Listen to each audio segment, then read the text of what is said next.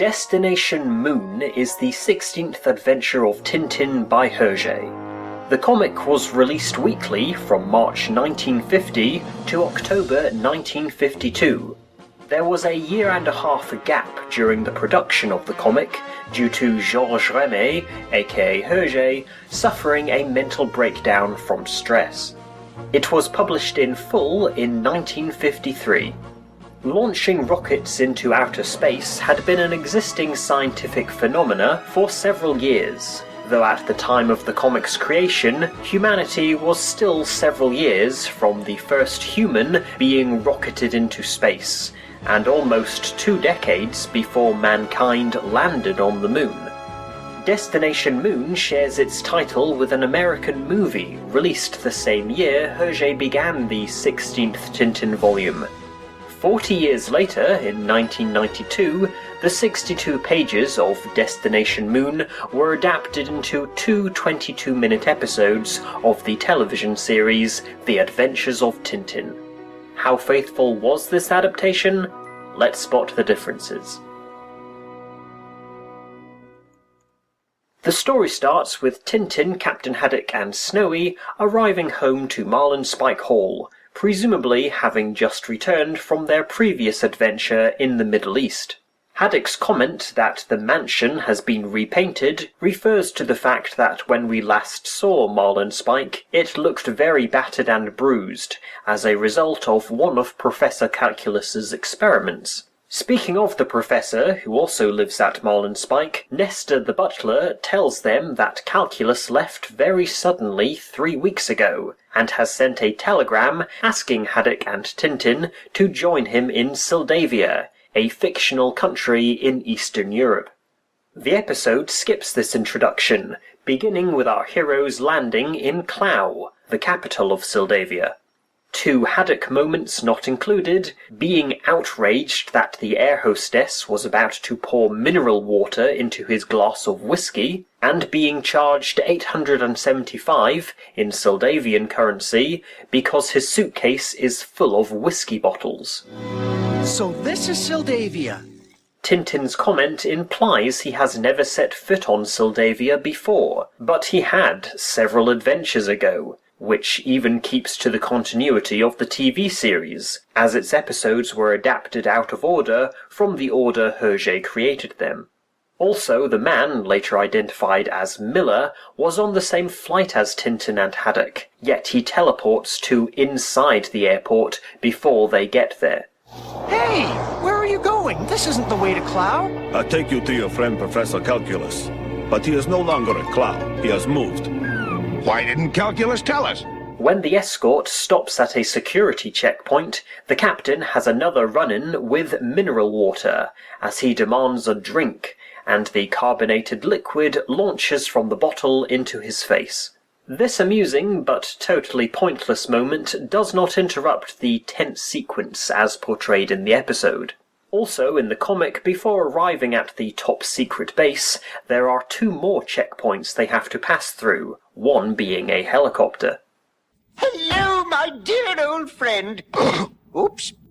I'm so sorry, I completely forgot my helmet. Calculus, who is now using an ear trumpet as an antidote for his deafness, explains that the Sildavian government have hired him to help engineer a rocket to land on the moon. That's a good one. Old Calculus on the moon? Are you planning to take any passengers along? Of course. Why do you think I asked you to join me? What?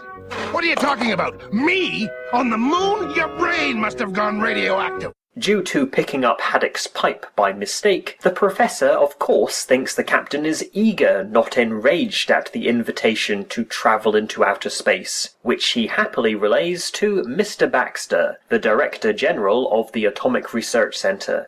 The pipe switcheroo gag is furthered in the comic, as later that day, smoke is seen filling the corridors, caused by Haddock attempting to smoke using the ear trumpet. Ready? Okay.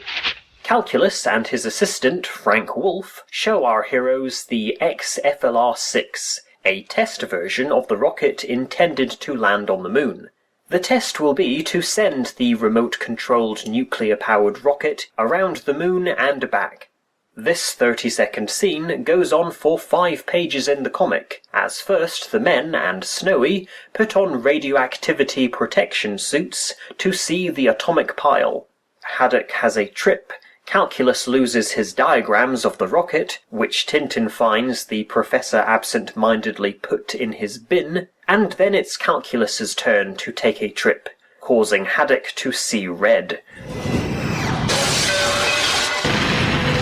Great snakes! That felt like it hit the next room! Who is it? Did someone knock? One night, 2 men parachute out of an unidentified plane. The next morning, the research center's security arrest detectives Thompson and Thompson, who have come disguised in traditional Greek costumes. In the comic, there were 3 parachutists, but one parachutist's parachute failed to open, killing him. Oh, please excuse us for this error, gentlemen. Certainly. Errors are all business. Tintin suspects the parachutists have an accomplice working at the research center, and so climbs up the surrounding Rocky Mountains to the center's ventilation shaft, and waits to see if his theory is correct. That evening he is proven right, but overlooks that there were 2 men he needed to watch out for, and is shot in the head. Tintin doesn't have a gun in the adaptation, and although the second parachutist does, there is no sound of gunfire, only a thud, so off-screen he presumably hit Tintin on the head with it, rather than shoot him. Mr. Baxter says the parachutists have been captured, but they are never spoken of again in the comic. Moments in this sequence not included are Tintin being bothered by bear cubs, the Thompsons grappling with Wolff as they thought he is the accomplice, which in the next adventure it turns out he was, and the Thompsons burping bubbles in front of Mr. Baxter, a recurring side effect of the Formula 14 pills they swallowed in the previous adventure. Surely the caricature of Hergé, who cameos in every episode, must be the spy, as he is seen working at both the Atomic Research Center and at the villain's headquarters. The rat! If I could get my hands on him, excuse me, Mr. Baxter. The Thompsons explore the center and happen upon an X-ray screen, making them think a live skeleton is on the loose. In the comic, the bit goes on a bit longer. They handcuff a skeleton they find in the doctor's office and investigate a room with a skull and crossbones on its door. Well, I don't need safety gloves because I'm... The test rocket XFLR-6 is launched into space and orbits the moon. The villains of the story take control of the remote-controlled rocket with the aim of sending it back to their base. But because Tintin warned Professor Calculus this might happen, he secretly installed an explosive device to prevent their rivals from capturing his invention. Several comedic bits during this 8-page sequence were not added to the adaptation. Snowy repeatedly sees stars, Captain Haddock pretends the control panel is a piano, and he is singer Bianca Castafiore. After the professor knocks the pipe out of Haddock's mouth, he struggles to find it, pestering everyone in the room who have more scientific things they need to concentrate on. He eventually finds it, and finally, when rushing up from his desk, Calculus gets whiplashed by the cord of his headset. Pull yourself together, Cuthbert. Our discoveries all lost! A tragedy! The second act of the episode begins setting up that Colonel Jorgen is involved in the plot to sabotage our hero's mission to the moon. Jorgen was an antagonist of the 8th Tintin adventure, King Ottokar's Scepter, whose scheme to force the king to abdicate was thwarted by Tintin. Despite this setup, Jorgen takes no further action in Destination Moon, and in the comic he is mentioned once on page 43 and seen in one panel on page 52. I've had enough! Do you understand? I'm going home! And you can go on acting the goat here as long as you like! What? I'm acting the goat?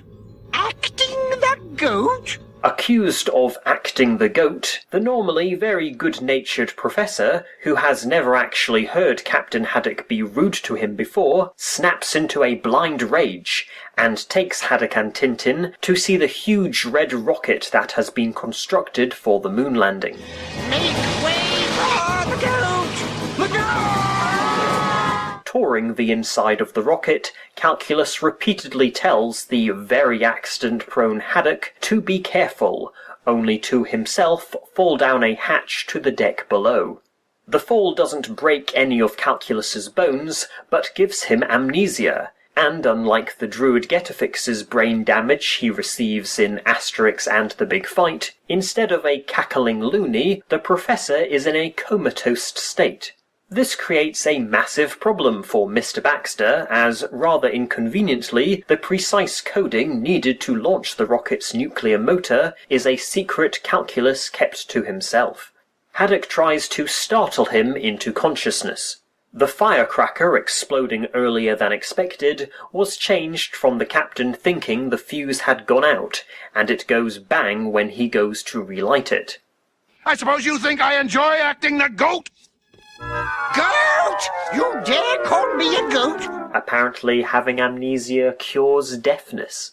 The bump on the noggin has seemingly made Calculus see sense regarding his hearing, as so not to miss any vital communication, he has bought an electronic hearing aid. I'm a fella who keeps his eyes open, I am. Oh, billions of blistering blue barnacles! Haddock is battered by the same door 4 times in the comic. That's a lot of damage! The next 3 pages were not added to the adaptation. Haddock wants to bring a crate full of whiskey and a large box of tobacco, but Wolff tells him neither is permitted on board the rocket.